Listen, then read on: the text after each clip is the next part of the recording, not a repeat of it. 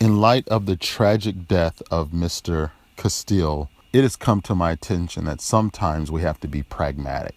And I don't know the full details of how the police managed to think that this gentleman was a threat.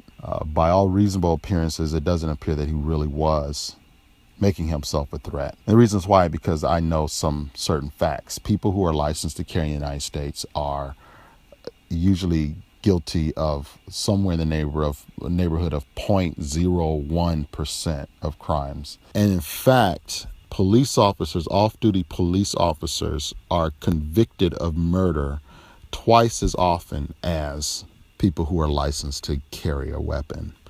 So of all the people in the country who may be the lowest threat, a licensed concealed carrier is probably amongst the lowest.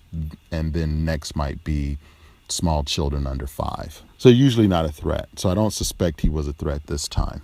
But on the pragmatic side, I say I don't know what he did or did not do correctly.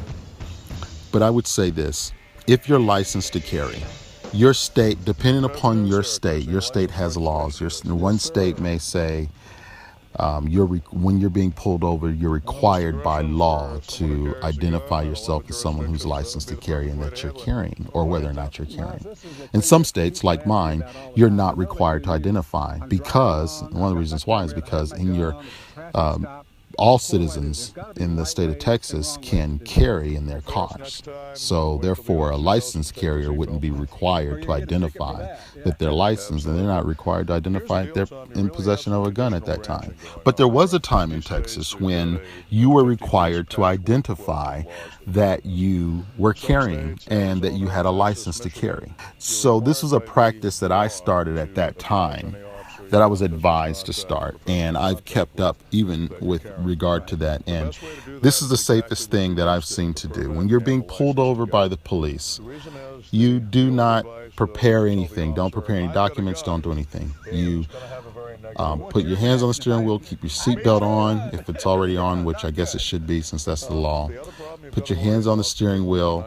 Wait for the officer to show up before you even move your windows. When he shows up to the window and he can see you, then you take one hand to roll your window down partially so that you can engage with the officer through conversation.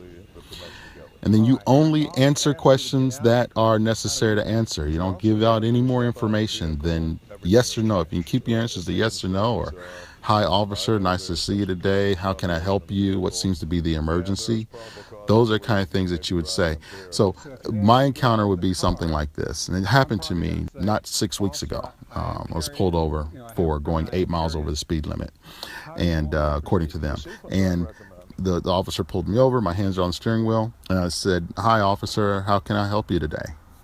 He said, well, I tracked you for speeding, etc. Do you have your license and insurance, proof of financial responsibility is what they called it.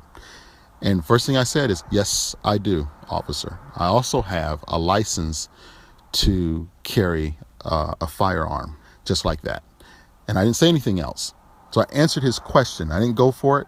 I didn't reach. I didn't do anything. I sat there with my hands on the steering wheel and answered his question. And then he said, okay, that's fine. Can you get your wallet where your information is without touching your firearm?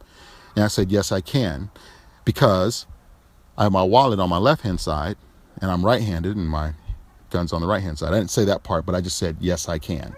He said, okay, well, relax, you can go for it and everything. I said, okay, great, thank you. I want to let you know it's in my left pocket. I'm going to reach with my left hand for it in my left pocket. He said, okay.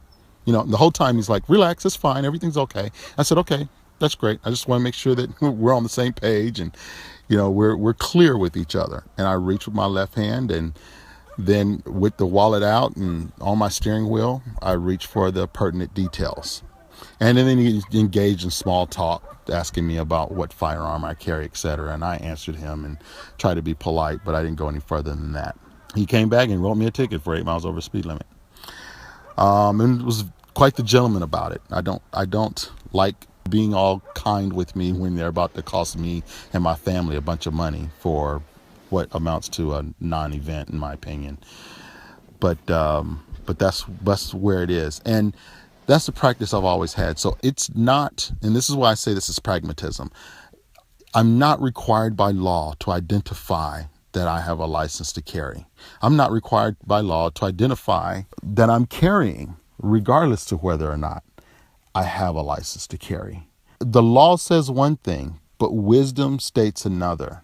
And that is that you demonstrate your high level of willing to cooperate within the confines of what's reasonable and put them at ease as much as possible. So your hands only move when absolutely necessary. And before you move your hands, you tell them what you're going to do. You don't want them to be surprised. And and this is a lesson I've learned as a child, and I try to teach this to my children. And that is, this is going to sound bizarre, but follow me. My lesson that I learned as a child is that all dogs bite. Given the right set of circumstances, all dogs bite. And in that same regard, you have to treat dogs in a certain way. A strange dog that you come up to for the first time, that someone says, oh, don't worry, he doesn't bite, go ahead and pet him. You don't just reach your hand over his head and start trying to go after him. He might just sneak up and give you a snag. And you know, he could snag the palm of your hand and cause some permanent nerve damage. He didn't mean to harm you, but it's going to hurt, right? Why do that? Instead, you use the wait method, right? You wait, you ask the owner if it's okay to pet the animal, then you invite the animal, then you touch the animal, pet the animal, right? If you so require yourself to pet him, then that's how you do it. Or you avoid strange dogs, even if they're on a leash. Don't run near them, don't be behind them, don't be around them.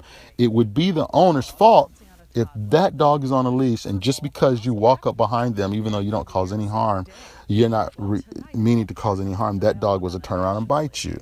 It'd be the owner's fault. And the reason why is because you are entitled to be on that sidewalk. You're entitled to pass.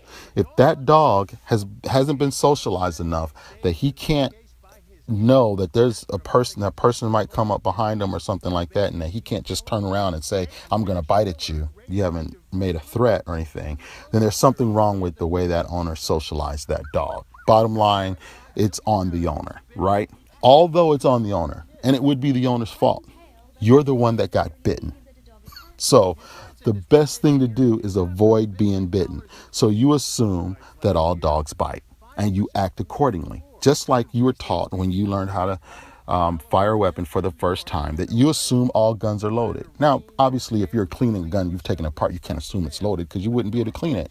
You got to point the barrel in a certain direction, etc. But obviously, you've taken the gun apart at that time. But you still have to, until you've cleared it yourself, you assume the gun is loaded. That's the assumption you make. So you check to make sure that it's empty, right? That's what you do. You clear it yourself. Even if somebody hands you a gun that they say is not loaded, you clear it yourself. Every gun dealer in America knows that. When somebody comes in, they say, hey, I want to show you this gun I got for sale. Okay, but just put it down. Oh, it's not loaded. Boom. How many times do they clear it? And there's a round in the chamber.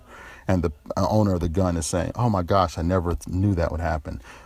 But you know what the gun shop owner said was, I'm assuming all guns are loaded until I clear them myself. So all guns are loaded, all dogs bite, and all police officers will shoot you. They have a gun and they can possibly shoot you. So you have to make that general assumption and put them at ease. That is the best way to deal with it. And I'm not putting the blame on a person if they get shot by the police simply because they didn't go through my steps of how to avoid getting shot. I'm saying that that's a pragmatic solution to a terrible problem. All dogs bite. Of course they don't all bite, but that's the assumption you make. All guns are loaded. Of course you're not all loaded, but that's the assumption you make. All police officers will shoot you. Of course that's not true, but that's the assumption you make. And if you go in with that assumption, you can characterize your behavior in such a way that prevents them from getting a sense that they need to shoot you. I'm Don, the hard runner. Get knowledge. When you're facing real danger with dire consequences, when your assailant means you serious harm and is stronger than you, when your life is on the line, And when the seconds count, it's comforting to know the police are only minutes away. Please share this video. Please like and subscribe. Thank you.